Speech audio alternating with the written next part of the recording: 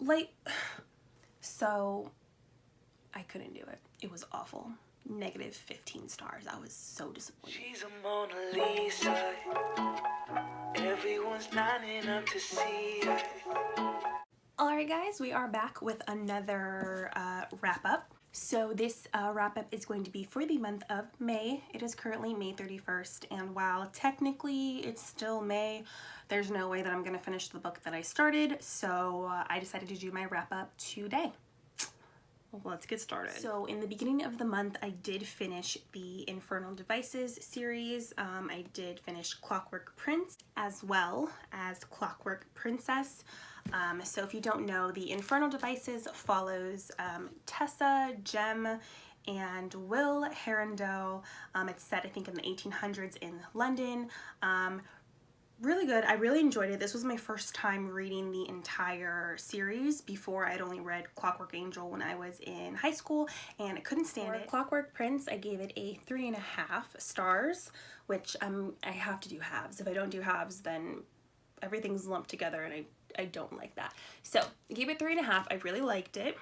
And then for Clockwork Princess, after like thinking about it, at first I gave it a 3.5, but I think I'm going to change it to a 4, just because it was just really good. The ending tied up everything pretty nicely, and I was definitely a fan of how everything ended and the relationships and friendships that were formed and things like that. So definitely recommend that series. Then I read 3 Dark Crowns by Kendare Blake, and this is about 3 triplets who are born every so often in this kingdom, and they are kind of sequestered from each other until they're the age of, I believe, 16, and then they all meet up and they kind of fight for the throne, and whoever is left alive is the one that wins, or whoever wins has to like kill her sisters. So there's 3 different types of soon-to-be queens. So there's poisoners, there's elementals who control the elements, and then I believe they're called naturalists, and they work with the earth and with animals.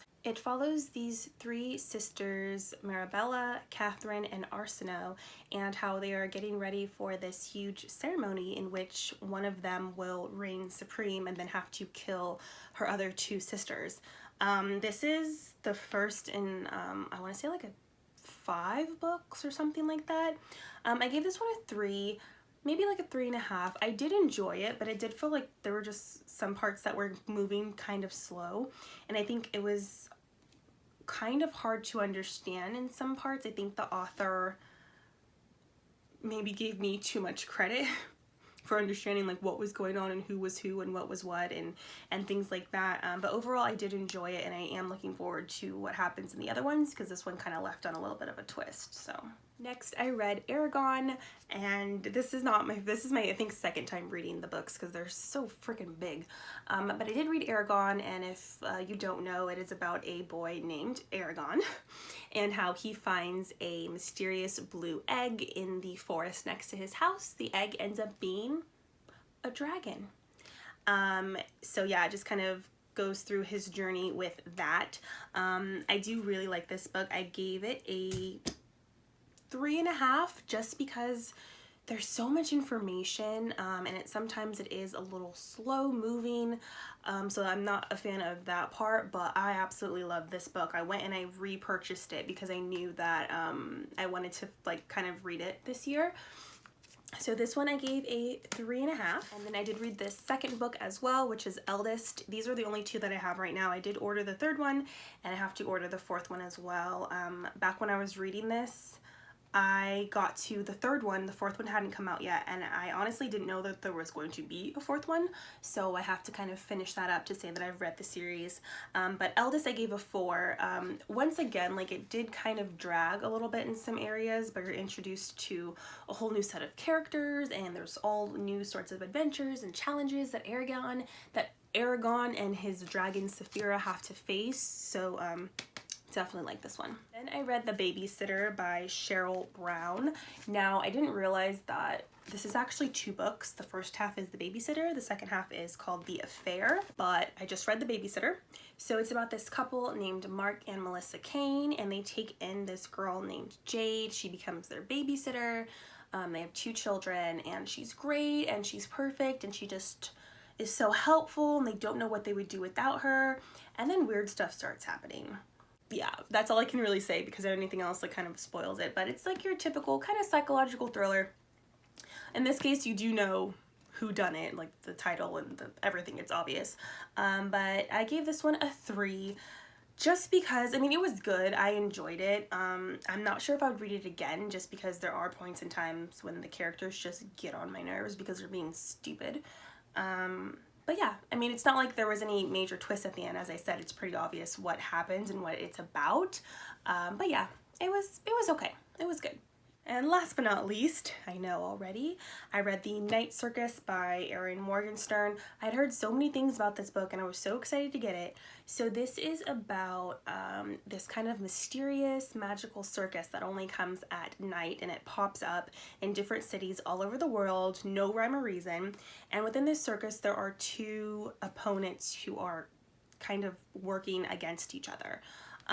So it's kind of about, there is a lot of magic in it, and there is a nice little love story, but it's basically how they're playing this game, trying to figure out who's the better magician, who's the better opponent, and things like that. I'm not doing a very good job of selling it, but it is, it was cool. It was definitely different than what I expected.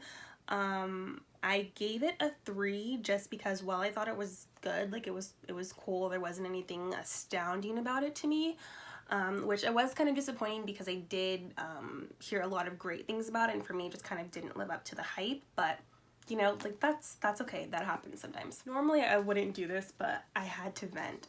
So this book, this is Storm and Fury by Jennifer L. Armentrout. I got this in a Book of the Month book and I was so excited for it. This book is about a girl named Trinity, and she can communicate with ghosts and spirits, and she lives in this compound that's guarded by gargoyles who are like her protectors in this case. And so it kind of opens up with like demons are coming, and there's more and more demons that are coming, and so they're trying to figure out like they have to protect Trinity at all costs, and blah blah blah blah. And I was like, oh okay, like I think I could like this. I did not finish reading it. I got to page 211, and there are like 500 pages. So I got to page 211 out of 500. Let me tell you why I couldn't finish this book. The writing is atrocious.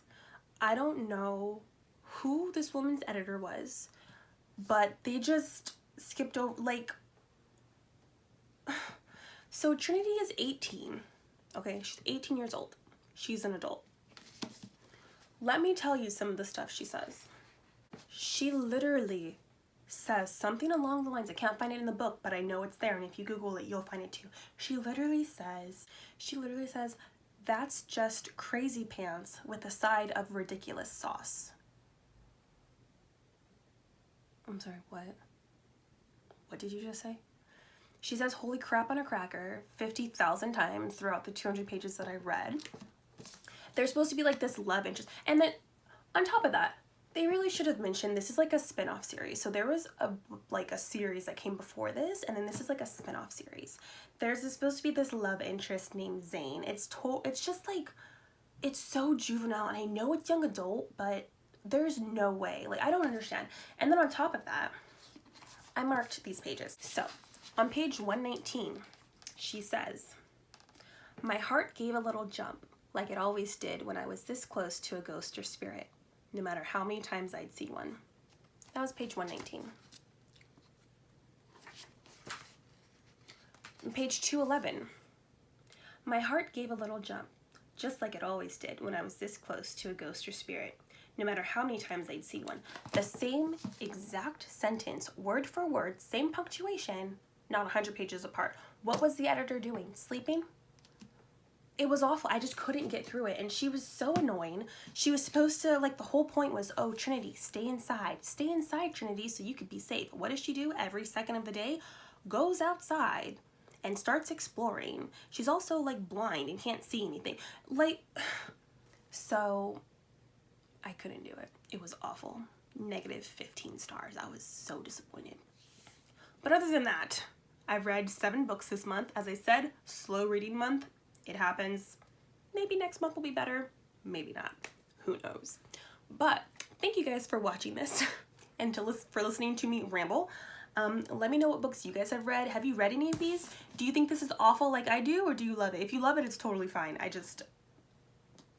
couldn't. Yeah, feel free to like, comment, and subscribe, and I will see you in the next video.